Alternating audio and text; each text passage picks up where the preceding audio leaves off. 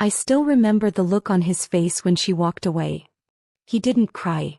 He didn't scream. He just stood there like someone had unplugged his soul. That's when I realized what it looks like when a man understands he's never actually been loved, not truly.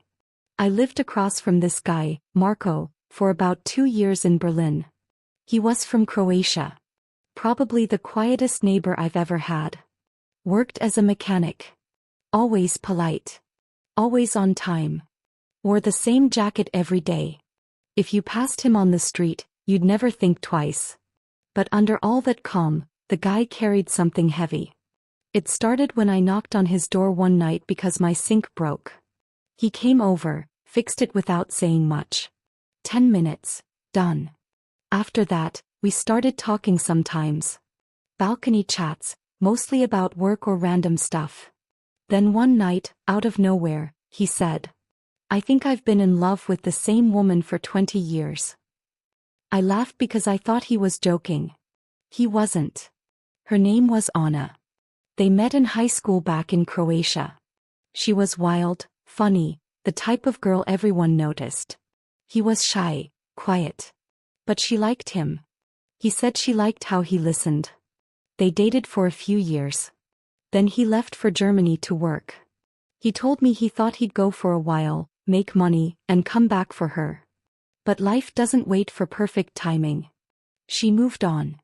He didn't. They stayed in touch though, birthdays, random texts, the occasional call. Every relationship he had after her failed because no one could compete with the memory. He wasn't cold, he was just stuck. He once told me, "I thought love waited. But maybe I was waiting alone." Then one night, I came home and found him sitting on the stairs, shaking a little. "She's coming," he said. "Anna. She's visiting Berlin next week. She wants to see me." He looked terrified, like someone told him he had 7 days to live. The next week, he cleaned his whole apartment. New curtains. New shirt. Got a haircut. He asked me if he looked too old. I said no, but I could tell that wasn't the question. He meant, do I still look like someone she could love? When she arrived, I didn't see her face right away, but I heard her laugh through the wall. It was warm and loud, exactly how he'd described it. They spent the weekend together. Cooking. Talking. Laughing. He looked so alive. Happier than I'd ever seen him. I actually thought, wow, maybe this is his moment. Then Sunday came. Around 11 at night, I heard them talking. Not shouting, just that kind of quiet argument where both people sound tired. Her voice was firm. His sounded like it was breaking. Then silence. Then the sound of the door closing, slow and soft, like even the door didn't want to do it. I found him the next morning sitting on the steps with a coffee that had gone cold. "She's going back," he said. "She told me she met someone. Said I waited too long."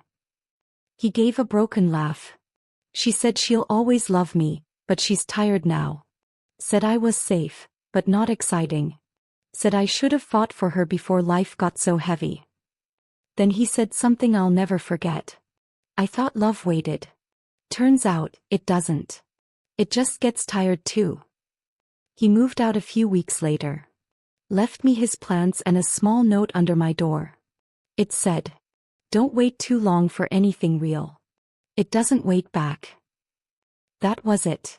No goodbye, no number, nothing. A few months later, I found his Facebook page. He'd moved back to Croatia, opened a small garage near the sea. He posts photos of sunsets and motorbikes. No pictures of people. No pictures of her. Just quiet skies and long roads. I think about him sometimes, especially when I start overthinking love or waiting for the right time to say how I feel. Because that's what he did. He waited. He thought love would still be there when he was ready. But love isn't patient like that. It's human. It gets tired. And sometimes, it leaves. Even when it doesn't stop caring.